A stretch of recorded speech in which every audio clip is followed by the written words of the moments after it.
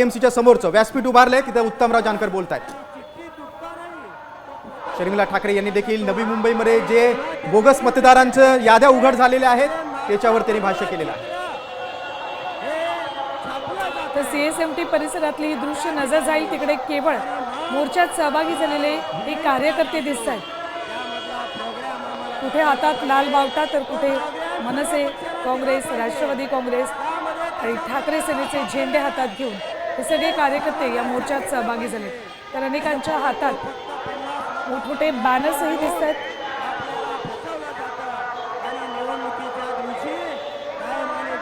दोन दृश्य बघतो. दुसरीकडे आदित्य ठाकरे, सुप्रिया सुळे, अमित ठाकरे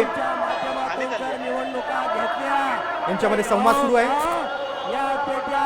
मोर्चाला सुरुवात होण्यापूर्वी हे सगळे महत्वाचे नेते चर्चा करताना दिसतात. आदित्य ठाकरेंचे मावस बंधू आमदार वरुण सरदेसाई देखील या चर्चेमध्ये सहभागी झाले आपण बघतोय.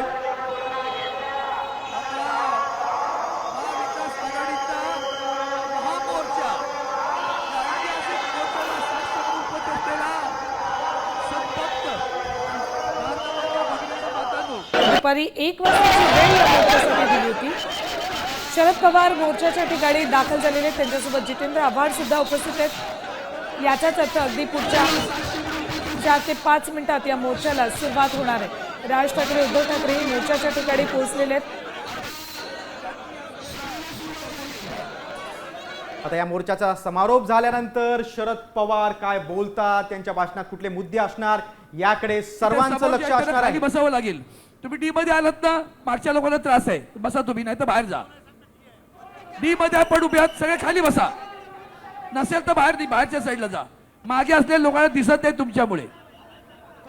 सरदारजी, वै सत श्री अकाल. खासदार अरविंद सरदार, सावंत आपण बघतोय की आवाहन करतायत.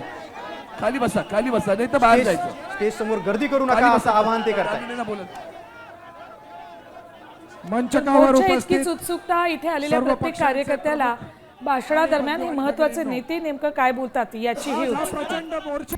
आता isakal.com आहे देशातील नंबर 1 ची मराठी न्यूज वेबसाईट. प्रत्येक अपडेटसाठी isakal.com ला नक्की भेट द्या.